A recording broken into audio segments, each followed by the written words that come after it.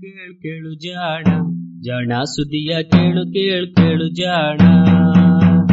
ಇಂದು ಹಂದು ಮುಂದು ಹಿಂದು ಹರಿವು ತಿಳಿವು ಚುಟುಕು ಬೆರಗು ನಿತ್ಯ ನುಡಿಯುವತ್ತು ತರಲು ನಿತ್ಯ ನುಡಿಯುವತ್ತು ತರಲು ಕೇಳಿ ಜಾಣರ ಜಾಣ ಸುದ್ದಿಯ ಕೇಳು ಕೇಳು ಕೇಳು ಜಾಣ ಜಾಣ ಸುದ್ದಿಯ ಕೇಳು ಕೇಳು ಕೇಳು ಜಾಣ. ಸಂಪುಟ 4 ಸಂಚಿಕೆ 102 ಡಿಸೆಂಬರ್ 22, 2020. ಸಂಶೋಧನೆ ಸ್ವಾರಸ್ಯ.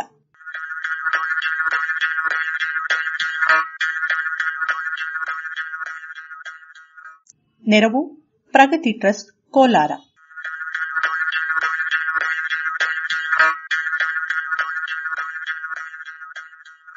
ಮಲ ಮಹಾತ್ಮೆ.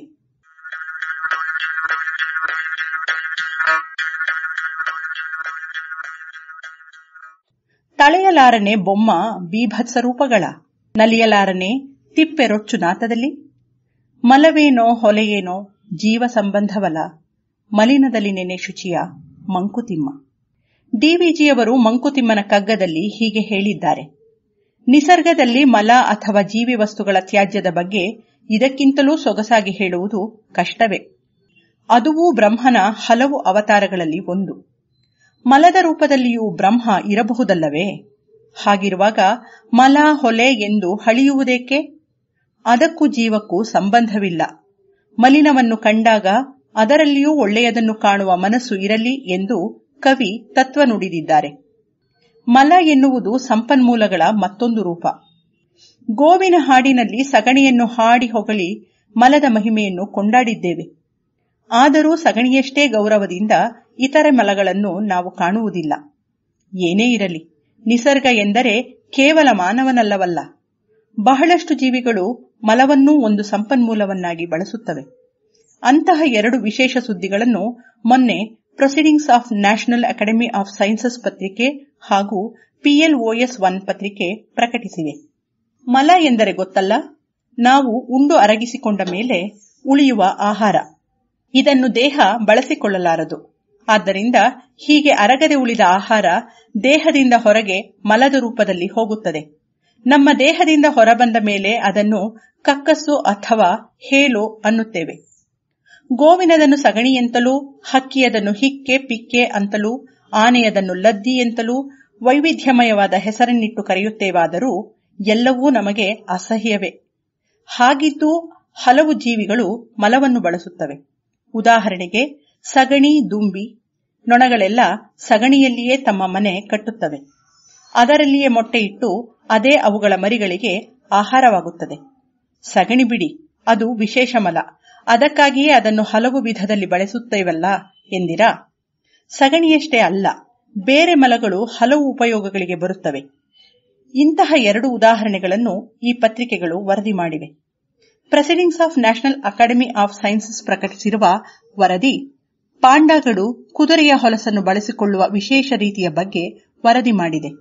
ಪಾಂಡಾಗಳು ಚಳಿಯಿಂದ ಕಾಪಾಡಿಕೊಳ್ಳಲು ಮಲವನ್ನು ಬಳಸುತ್ತವಂತೆ. ಮತ್ತೊಂದೆಡೆ ಬೇರೆ ಕೀಟಗಳಿಂದ ತಮ್ಮನ್ನು ರಕ್ಷಿಸಿಕೊಳ್ಳಲು ಜೇನ್ನೊಣಗಳು ಸಗಣಿಯನ್ನು ಮೈಗೆ ಹಚ್ಚಿಕೊಳ್ಳುತ್ತವೆ ಎಂದು PLOS ಸಂಸ್ಥೆ ವರದಿ ಮಾಡಿದೆ.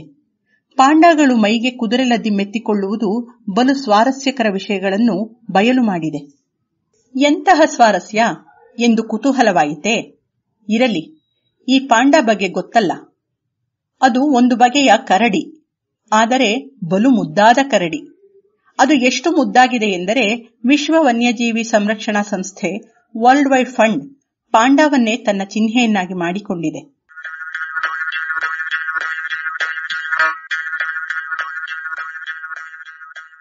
ಕರಡಿಯಂತೆಯೇ ಉದ್ದುದ್ದ ಕೂದಲಿನ ಮೈಯಿರುವ ಪಾಂಡಾವನ್ನು ತಬ್ಬಿಕೊಂಡರೆ ಬಹುಶಃ ದೊಡ್ಡದೊಂದು ಕಂಬಳಿಯ ಮುದ್ದೆಯನ್ನು ತಬ್ಬಿಕೊಂಡಂತೆ ಆಗಬಹುದು. ಈ ಮೃದು ಕಂಬಳಿ ಮುದ್ದೆಯ ಕೈ, ಕಾಲು, ಕಣ್ಣು, ಕಿವಿಗಳು ಅಚ್ಚ ಕಪ್ಪು ಬಣ್ಣ. ಮುಖ, ಹೊಟ್ಟೆ, ಬೆನ್ನು ಹೊಟ್ಟೆ ಮಾತ್ರ ಅಚ್ಚ ಬಿಳಿಯ ಬಣ್ಣ. ಇದು ಚೀನಾ ದೇಶದ ರಾಷ್ಟ್ರೀಯ ಪ್ರಾಣಿಯೂ ಹೌದು. ಇನ್ನೂ ಒಂದು ವಿಶೇಷ ಎಂದರೆ ಈ ಕರಡಿ ಕೇವಲ ಬಿದಿರಿನ ಎಲೆಗಳನ್ನಷ್ಟೇ ತಿಂದು ಬದುಕುವ ಸಸ್ಯಾಹಾರಿ. ಬಿದಿರು ಇರುವ ಅತಿ ಶೀತ ಪ್ರದೇಶದ ಬೆಟ್ಟಗಳಲ್ಲಿ ಮಾತ್ರ ಇದು ಕಾಣುತ್ತದೆ. ಮುದ್ದು ಪಾಂಡಾದೊಂದು ಸ್ವಾರಸ್ಯಕರವಾದ ಅಭ್ಯಾಸವಿದೆ. ಇದು ಕೆಲವೊಮ್ಮೆ ಕುದುರೆಯ ಲದ್ದಿ ಬಿದ್ದಿರುವ ಕಡೆ ಹೋಗಿ ಹೊರಳಾಡುತ್ತದೆ. ನಮ್ಮ ಎಮ್ಮೆಗಳು ಕೆಸರಿನಲ್ಲಿ ಹೊರಳಾಡುವ ಹಾಗೆ, ಅಥವಾ ನಮ್ಮ ನಾಯಿಗಳು ಮಣ್ಣಿನಲ್ಲಿ ಹೊರಳಾಡುವ ಹಾಗೆ ಹೊರಳಾಡುತ್ತದೆ. ಎಮ್ಮೆಗಳು ಮತ್ತು ನಾಯಿಗಳು ಮಣ್ಣಿನಲ್ಲಿ ಹೊರಳಾಡುವುದರಿಂದ ಮೈಗೆ ಹತ್ತಿಕೊಂಡಿರುವ ಉಣ್ಣೆ ಕೆಳಗೆ ಬೀಳುತ್ತದೆ. ಹೀಗಾಗಿ ಅವು ಕೆಸರು ಮಣ್ಣಲ್ಲಿ ಹೊರಳಾಡುತ್ತವೆ ಎನ್ನುವುದರಲ್ಲಿ ವಿಶೇಷ ಕಾಣುವುದಿಲ್ಲ. ಆದರೆ ಕುದುರೆಯ ಲದ್ದಿಯಲ್ಲಿ ಹೊರಳಾಡುವುದು ಯಾಕೋ ಇದು ವಿಜ್ಞಾನಿಗಳಿಗೆ ವಿಚಿತ್ರ ಎನಿಸಿತ್ತು. ಇನ್ನೂ ವಿಚಿತ್ರ ಎಂದರೆ ಪಾಂಡಾಗಳು ಕುದುರೆಯ ಲದ್ದಿಯಲ್ಲಿ ಕೇವಲ ಹೊರಳಾಡುವುದಷ್ಟೇ ಅಲ್ಲ, ತಮ್ಮ ಕೈಯಿಂದ ಅವನ್ನು ತೆಗೆದುಕೊಂಡು ವಿಭೂತಿಯನ್ನು ಮೈಗೆ ಬಳಿದುಕೊಂಡಂತೆ ಬಳಿದುಕೊಳ್ಳುತ್ತವೆ. ಇದೇಕೆ ಎನ್ನುವ ಕುತೂಹಲವಿತ್ತು. ಪಾಂಡಾಗಳು ಈ ಕೌತುಕಮಯ ನಡವಳಿಕೆಯನ್ನು ಅರ್ಥ ಮಾಡಿಕೊಳ್ಳಲು ಚೀನಾದ ಪ್ರಾಣಿ ವಿಜ್ಞಾನ ಅಧ್ಯಯನ ಸಂಸ್ಥೆಯ ವಿಜ್ಞಾನಿ ಫ್ಯೂವೆನ್ ವಿ ಮತ್ತು ಸಂಗಡಿಗರು ಒಂದು ಅಧ್ಯಯನವನ್ನು ನಡೆಸಿದರು.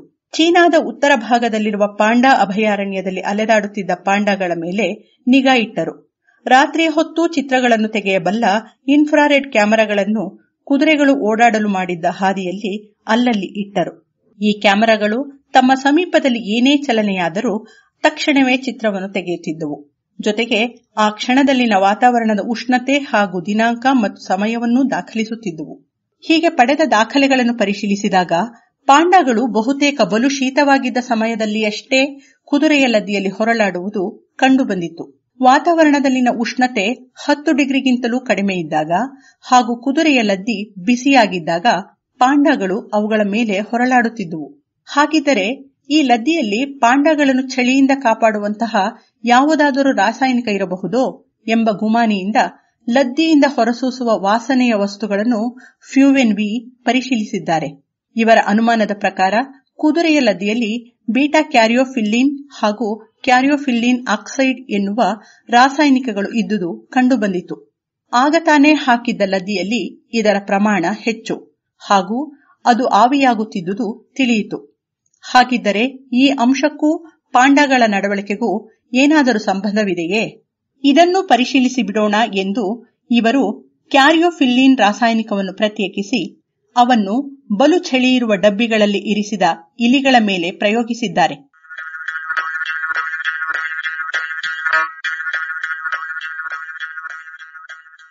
ಡಬ್ಬಿಯ ಒಂದು ಕಡೆ ಸಾಮಾನ್ಯ ಉಷ್ಣತೆ ಹಾಗೂ ಇನ್ನೊಂದೆಡೆ ಮಂಜುಗಡ್ಡೆಯಲ್ಲಿನ ಉಷ್ಣತೆ ಇದ್ದಾಗ ಇಲಿಗಳು ಸಾಮಾನ್ಯ ಉಷ್ಣತೆ ಇದ್ದ ಕಡೆಯಲ್ಲಿಯಷ್ಟೇ ಓಡಾಡುತ್ತಿದ್ದುವು. ಆದರೆ ಕ್ಯಾರಿಯೋಫಿಲ್ಲಿನ್ ಚುಚ್ಚುಮದ್ದನ್ನು ಚುಚ್ಚಿದ ಇಲಿಗಳು ಆ ಥಂಡಿಯನ್ನೂ ನಿರ್ಲಕ್ಷಿಸಿ ಶೀತಲವಾಗಿದ್ದ ಡಬ್ಬಿಗಳಲ್ಲಿಯೂ ಓಡಾಡುತ್ತಿದ್ದುವು. ಅಂದರೆ ಈ ರಾಸಾಯನಿಕ ಅದು ಹೇಗೋ ಇಲಿಗಳ ಚಳಿ ಸಂವೇದನೆಯನ್ನು ಕುಗ್ಗಿಸಿವೆ ಎಂದು ಅರ್ಥವಾಯಿತು. ಅರ್ಥಾತ್ ಹೊರಗೆ ಬಲು ಥಂಡಿ ಇದ್ದರೂ ಇಲಿಗಳಿಗೆ ಅದು ಚಳಿ ಅನಿಸುತ್ತಲೇ ಇರಲಿಲ್ಲ. ಇದೇಕೆ? ಈ ಕ್ಯಾರಿಯೋಫಿಲ್ಲಿನ್ ಅದು ಹೇಗೆ ಇವುಗಳ ನಡವಳಿಕೆಯನ್ನು ಬಾಧಿಸುತ್ತಿದೆ ಎನ್ನುವುದನ್ನು ಇವರು ಪರಿಶೀಲಿಸಿದ್ದಾರೆ. ಇಲಿಗಳ ನರದಲ್ಲಿ ಇರುವ ಟ್ರಾನ್ಸಿಯೆಂಟ್ ರಿಸೆಪ್ಟಾರ್ ಪೊಟೆನ್ಷಿಯಲ್ ಮೆಲಸ್ಟಾಟಿನ್ 8 ಎನ್ನುವ ಪ್ರೋಟೀನು ಅದರ ಶೀತ ಸಂವೇದನೆಗೆ ಕಾರಣ ಎಂದು ತಿಳಿದಿತ್ತು.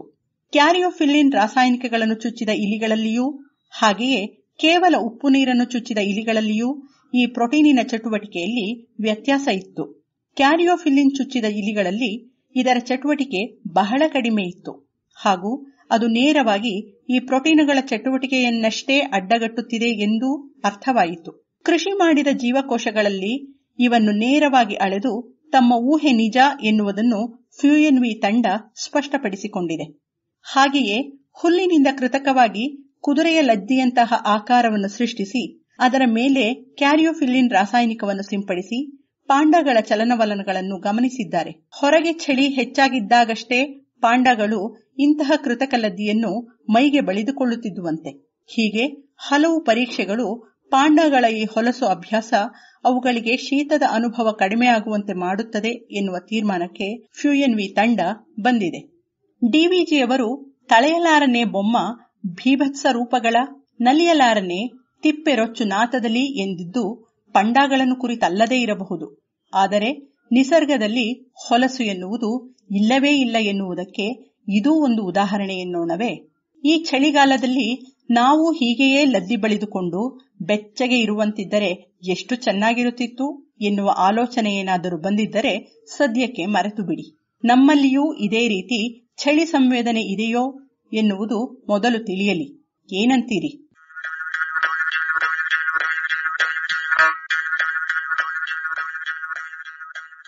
ಇದು ಇಂದಿನ ಸುದ್ದಿ ಸಂಶೋಧನೆ. ರಚನೆ ಕೊಳ್ಳೇಗಾಲ ಶರ್ಮಾ. ಜಾಣ ಧ್ವನಿ ವೇದ ಭದ್ರಾವತಿ.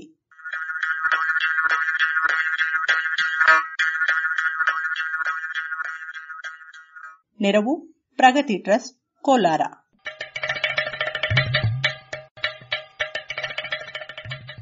ಜಾಣ ಸುದ್ದಿಯ ಬಗ್ಗೆ ಸಲಹೆ ಸಂದೇಹಗಳು ಇದ್ದಲ್ಲಿ ನೇರವಾಗಿ 9886640328 ಈ ನಂಬರಿಗೆ ವಾಟ್ಸಪ್ ಮಾಡಿ ಇಲ್ಲವೇ ಕರೆ ಮಾಡಿ.